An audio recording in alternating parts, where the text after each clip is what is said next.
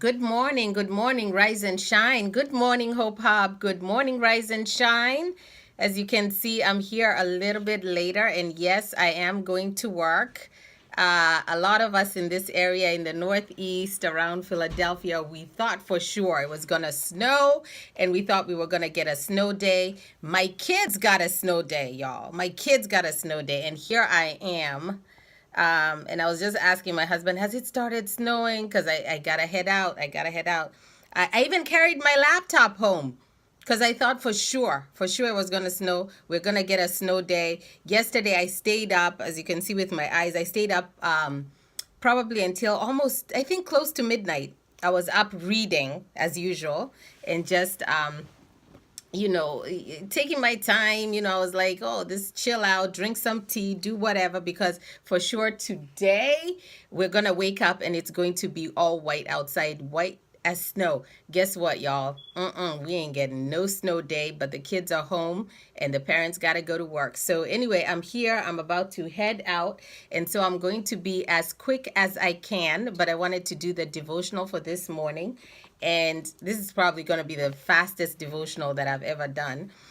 So today it says, surely goodness and mercy shall follow me all the days of my life. That is, I'm sure, a devotional that you guys are well aware of, that you've read, that you've heard, that you've used as part of your creed. Every time you go through a dark place or a hopeless time or a time when you feel enthusiastic or you feel that good things are not happening, things are not happening as expected, someone will always tell you, remember, goodness and mercy follow you all the days of your life. In terms of Joel Osteen, he gives an example to demonstrate the power of God's favor and to demonstrate why, how this passage works. This is Psalm 23:6 in the NKJV. So he says that King David committed adultery with Bathsheba, and then he ordered her husband Uriah to be abandoned in battle and to be killed. So this was a way for him to mask his sin, right? So he takes somebody's wife and then he orders that the husband be killed in battle, so then he can actually have his wife. What a terrible tragedy and sin, right? So anyway, however, the Bible still goes on and says that David was a man after God's own heart in 1 Samuel 13:14. So how could that be? Because, and this is what Joel Osteen is saying, is that because David repented and sought forgiveness, and God forgave him and gave him a new start. So that is the same for us, that goodness and mercy, God's mercies, will follow us all the days of our lives. It doesn't mean that we have to be perfect in order for goodness and mercy to follow us. It just means that if you repent, if you go back to God, no matter how many times, he will always forgive you. So this morning, instead of expecting to get the short end of the stick in life, start expecting God's blessings to chase after you. Instead of expecting to barely get by in life, start expecting the goodness of God to overtake you. So that's our devotional. The other thing that I was reading, another book that I was reading yesterday, that's why I stayed up. I'm reading this book called Who Says You Can't, You Do. Who says you can't? You do. It's your fault. You're the one who says you can't. So you have to think and believe. You have to believe what it is that you feel that you want to do and create it, because you're the author, not really the author, but you're the one who directs your life, right? And in one of the chapters, I wanted to read you a quote here by the Buddha. Yes, I know some of you may be like, oh, she just read a Bible scripture and now she's reading the Buddha.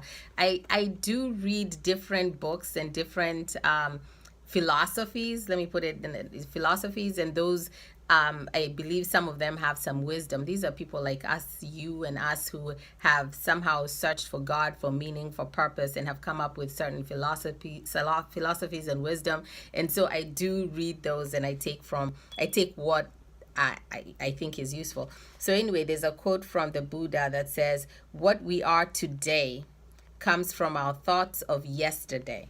So what you are today came from your thoughts of yesterday. You created who you are today by the thoughts that you thought on yesterday. You became who you are today because of the thoughts that you had in previous years to create this person that you are today, right? And where you are in your life today. And our present thoughts build our life of tomorrow. That is powerful, because what are you thinking? What are your present thoughts today of who you are, right?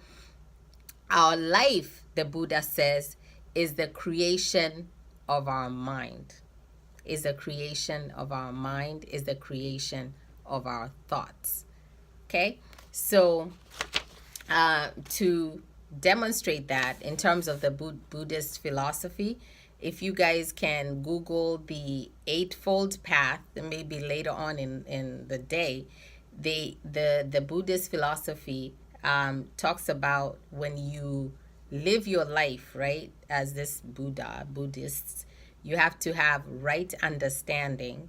There are 8 things they always look for, or the philosophies of how they operate. And I think they're really great philosophies for all of us. Is that you have to have right understanding, right? Understand what is happening in your world correctly. When you find yourself in a situation, when you find yourself problem solving, when you're talking to people, when you find yourself in complex situations, don't just jump and give your 2 cents. Have the right understanding to understand what is happening correctly, and not just how things appear in an instant. Right understanding even of the times as you're watching the news, right? So that's number 1. Number 2, right thought. So when you think, you have to think correctly as well. So not out of hate, but out of love. No matter what situation you're in, you have to have that purified mental state. Number 3, right actions. Okay? So when you're helping people and you're taking actions, take only those actions that are of good intent, right? And act correctly. So make sure that you're taking the right actions to take you to where it is that you're going. But even your intention behind taking those actions has to be the right and the correct intention. Number 4 is right speech. Talk the truth. You know, I'm surprised how often there are people who don't speak the truth. They tell lies, like just plain deceit for no reason, and that's just crazy to me. So talk the truth, not lies and deceit, but also talk properly. No cursing to others or yourself. So before you open your mouth, you have to have that right speech and that right language. And I know that is a discipline that all of us have to cultivate, and it's so hard. It's so hard because there's some instances where you feel like you just want to say what you want to say. Just throw your words out there, but the words are life. So speak correctly, right speech, right effort as well. Okay, so what does right, for whatever reason, I thought it was like something weighty, like, you know, what efforts you're taking. But in this case, it says maintain legally and morally for money the right way. So whatever that you're doing in terms of your efforts, make sure it's moral and it's legal.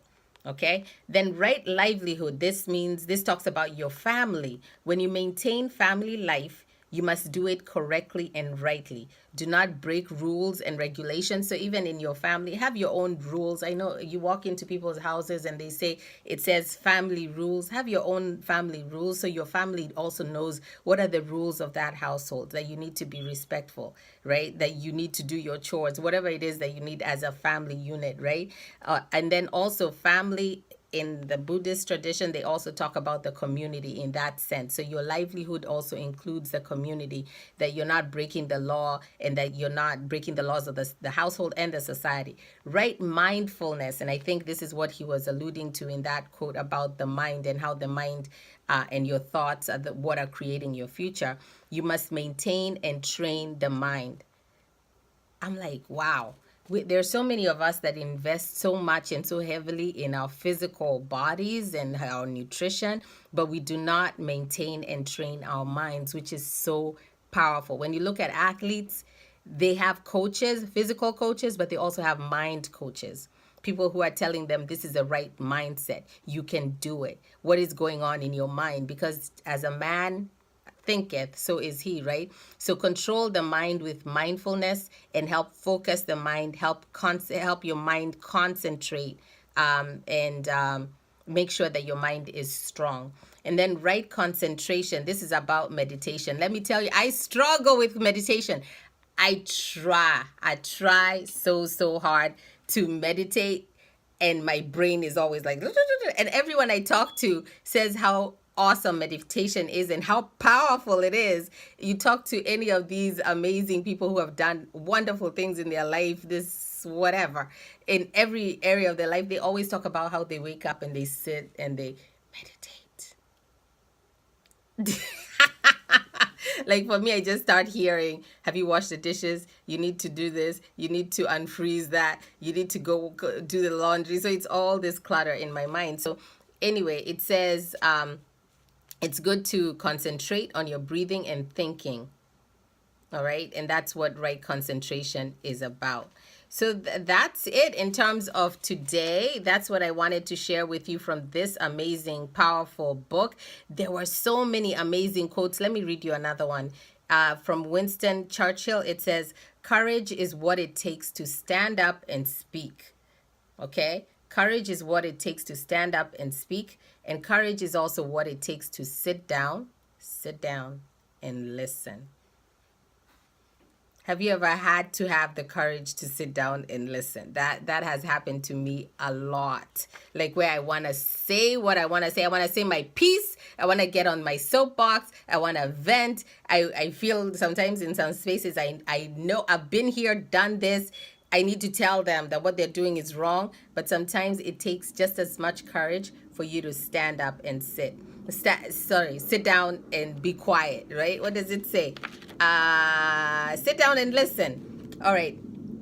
Last quote, and I'm sure I'm done because I got to go to work, is living, it says, living in someone else's dream. Okay. This is powerful. This is so powerful. It's sad, but it's powerful. If you get it, you got to get this. Living in someone else's dream is like being a bird with clipped wings. Child, living in someone else's dream is like being a bird with clipped wings. It looks up to witness freedom, okay, but can only sluggishly walk around and attempt to fly. This is how it is when you're living in someone else's dream. To its anguish, it is picked up by its owner and placed back in its cage.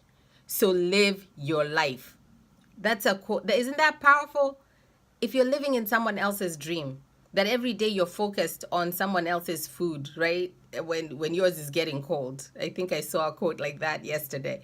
You know, if you're so intent on looking at someone else's plate, and meanwhile your food is getting cold, or you're living in someone else's dream and trying to do what it is that they're doing, right? It's saying here that living in someone else's dream is like being a bird with clipped wings.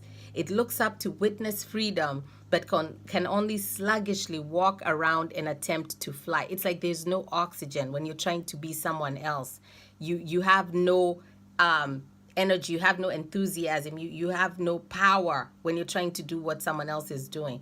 To its anguish, this little bird is picked up by its owner and placed back in its cage. So live your life. Live your life, y'all. That's me today, y'all. So anyway, we're supposed to get snow, and I'm really disappointed that we didn't get a snow day. I was telling my husband, I bet, let me tell, like, I can bet this, that we're gonna go out and around 9 it's gonna start snowing. And when everybody has arrived in the office, that's when it'll start snowing. And then around noon, they're going to start looking out the window talking about, I think we may need to let people go home. And then after that, they release everybody out of the streets, and then all these accidents start to happen because the roads are so bad. But anyway, I'm not going to speak that into existence. It's going to be a great day. It's going to be a great day. It's going to be a great day, y'all. An amazing day. Make it a great day. Please like, follow the Hope Hub. If you're on YouTube, please subscribe to this channel. Please let me know what books y'all are reading that you think would be great for Hope Hub. Let me know what content you want to hear more of. I know this week, the last couple of weeks, I've been on devotionals and reading a devotional every day. I'm doing it more just to keep my mind organized and also to have a jumping off point. But if you guys feel that there's information that you think will inspire you and give you hope and motivate you for your day, let me know and I will provide that information. Otherwise, God bless you. God's Words of Wisdom Wednesday. Have an amazing day.